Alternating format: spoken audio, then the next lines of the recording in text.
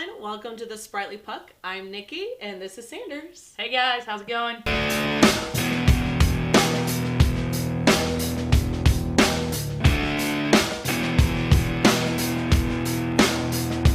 So, this has been a really interesting start to the season. I think this has been our best start in Years. two or three seasons. Yeah, I like that win column.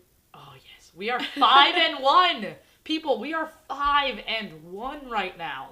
So, we didn't even win our home opener last season. One game that we lost is the game against Colorado. So we're beating these other teams that aren't in our division, really hard division. Yeah. And a lot of our division games are in the spring at the end of the season. But that gives us time to perfect power play strategies. Absolutely. To take those division teams down.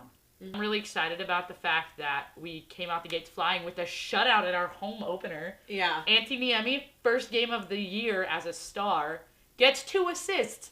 After that game, he had more points than several other teams in the league. Yeah, he had more points than, I think, Sidney Crosby. For at least 2 or 3 games into the season. But let's talk about somebody on our team who has scored a lot. How many did The captain. How many points does he have now? 10. 10 in 6 games, people. And he's on track to win another one of these beautiful Art Ross trophies. His is a little bit larger. And yeah, it's like this big. For those of you who don't know, because you've been, living under a rock. Or maybe you're still new to hockey. The captain, Jamie Benn, won the Art Ross trophy last season with how many points? 87. And how many of those were goals? Only 35. But that means that he spent a lot of the time during the season setting up Tyler Seguin. Who, by the way, crushed it already this season. Yeah. Between him and Jamie, they have sealed the win for the last couple of games. Spezza already got a hat trick. Oh, they tried to make a big deal about Connor McDavid and his lovely first goal of the season. Yeah, but let's talk about Matthias Janmark, who the first goal of the Star season on his first shift, first shot. Here's how they put it.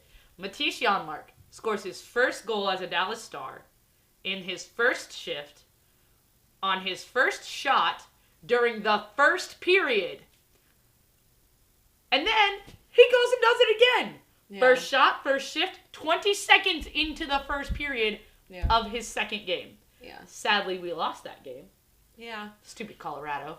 There's nothing quite as exhilarating, though, as the puck drops, the game has started, and the goal sounds. And that's really fun. I love it. I expect it more out of Janmark. Well, with the Philadelphia game, we scored, just seconds into the second period. Mm-hmm. So things like that where the guys are just not playing around. The power play is looking awesome. Sometimes, though, they're still working out kinks, and so they spend an entire 2-minute power play passing. And it's annoying. It is, but on the whole, they're doing really well statistically in the league. Much better. A lot better. Especially since last year. About third right now in our power play goals.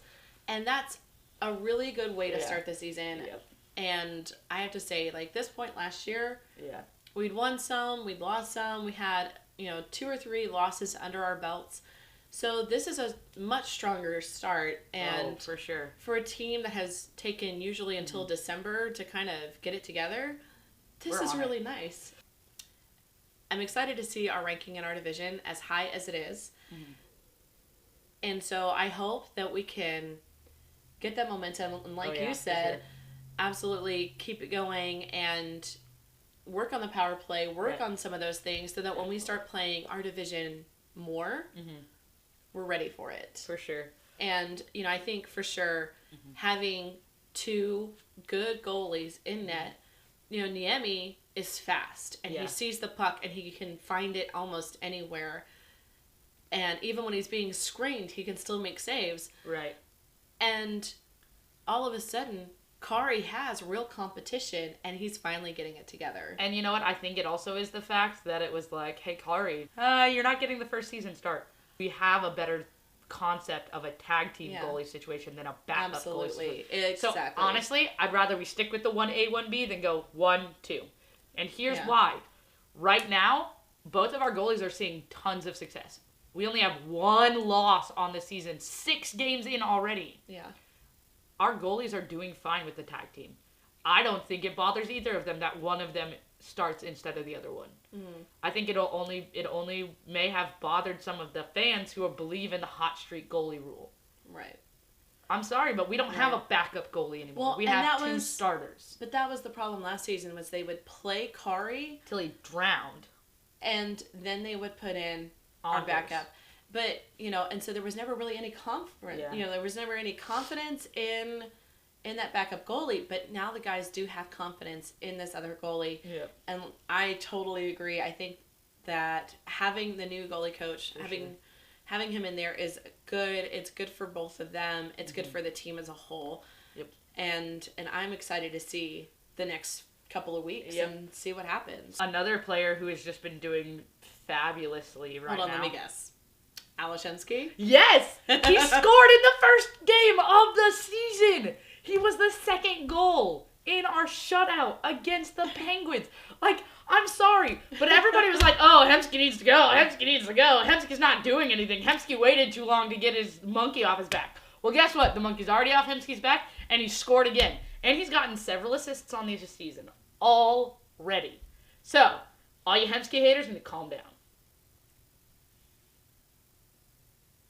Yeah, Hemsky hater right here.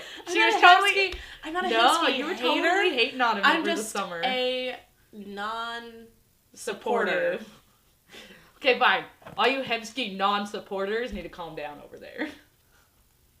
Big name player who's been doing not so hot right now. Patrick Sharp has just not succeeded at his chances. He's taken chances. I've seen him shoot, and he takes these great shots. They just aren't hitting the net like they need to. Well, and I was actually talking to somebody the other day about that, and he's told me that one of his friends from Chicago was saying that Patrick Sharp is kind of a streaky player. Like, he'll have games where he's not scoring anything, but then the minute he does, it's point after point after point. He just takes off like Tyler. Yeah. So I think it just might take him a little bit of time. I mean, he is still in that adjustment phase a little bit. Sure. He's doing really well whenever they put him on a different line and everything. Mm-hmm. So, I do think he's adjusting. He played with the Blackhawks for so long. He is learning a whole new routine. He's learning Texas hockey now. Yeah. And I think that takes adjusting. It just does. Yeah. I know for a long time, the last 2 seasons, we've all talked about the goalie situation. We got a new goalie coach, and I have to say, whatever he's doing is working. Kari is on a winning record right now. Antiniemi won the first game, lost the second game, came back and won again the other night. So, against the Flyers. That's a big deal. By the way, those of you who didn't really pay attention last season or may have missed this game because it was early in the season and we were struggling, the last time we played the Flyers at the beginning of the season, Patrick Nemeth got his wrist slit open. Oh, yeah. That was a tough night. I mean, we watched that and it was terrifying. In the track record of Stars players getting hurt early in the season, poor Curtis McKenzie gets horribly checked by Nikita Nesterov in Tampa. And it was, the ugliest thing I've ever seen. And they kept replaying it, and I was like, can you stop? Where he was hit, and because of how he was positioned, hitting that board with his head and his face. Oh, that's not even where the injury was. It was his leg. Well, and but he hit head first and then slammed. Yeah. And so he almost went like this. Right. Like flew into the board. Right. What we do know is Curtis was hospitalized immediately, which sucks. Yeah. And he left the hospital on crutches and came home. And they've been running a lot of tests. They just did some more this past week. You gotta check for every kind of nick, tear, snap, break, crack, anything. Concussion, and other major injury that happened that actually caused Nikita Nesterov to run to that player's defense and check Curtis the way he did, when Curtis wasn't even the person who did this. Jamie Benn checked Victor, I want to say it's Victor Hedman. I don't want to, correct me if I'm wrong, in a manner that caused Victor Hedman to hit his head. It was a clean check. Jamie was not, as far as I can remember, Jamie was not punished for this. However, Hedman later stated that it was his own fault, because what had happened was he got the puck and he lost it in his skates. And what any other hockey player does is he checks his surroundings and then he looks down for the puck to know where it is so it doesn't get swiped away from him out of nowhere. Right. But what he failed to do was pick his head back up again quickly to make sure he was still okay before he looked back down again to find the puck.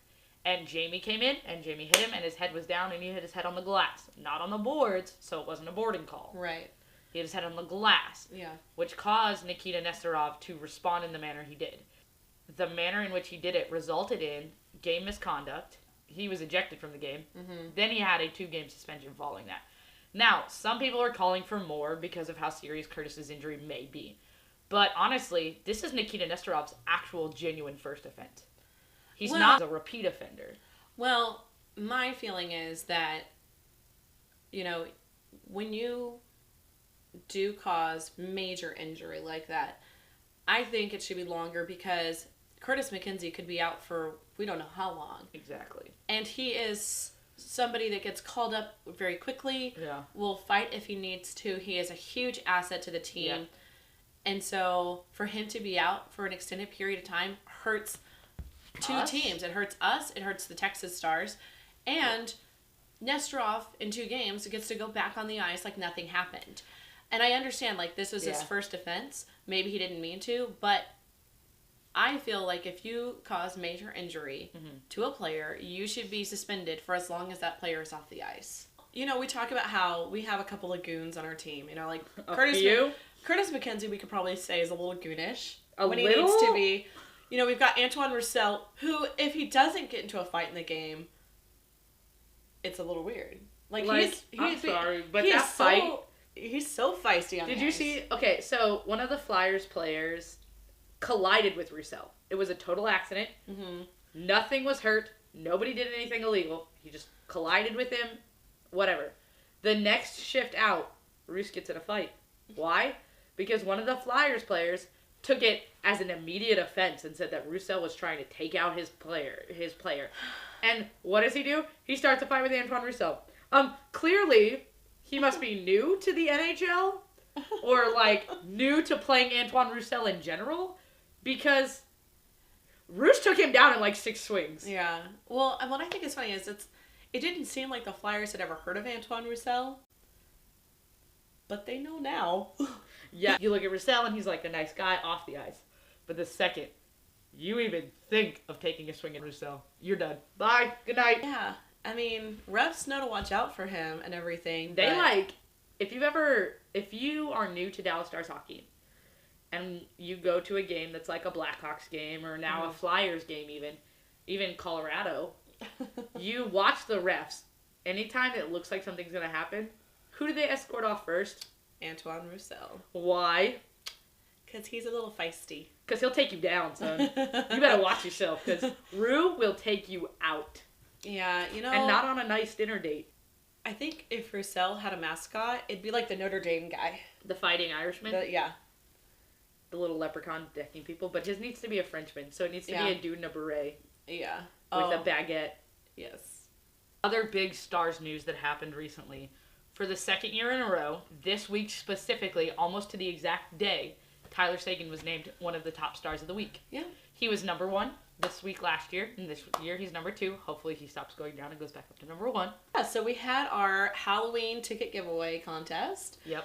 And our... How many people entered? Just a handful. Which is, makes their chances better. Right. And so our winner was a lady named Teresa. Hey. Your tickets will be at will call before the game. Drop them off, and they're the nice season ticket holder tickets. They're really cool looking. Nice. So she will get to sit with me and Spritely fiance. Oh, one last thing. Thanks again to Peaks Flooring for providing us this awesome Stars team rug. Yeah, it'll be moving with me. I'm getting my own eventually.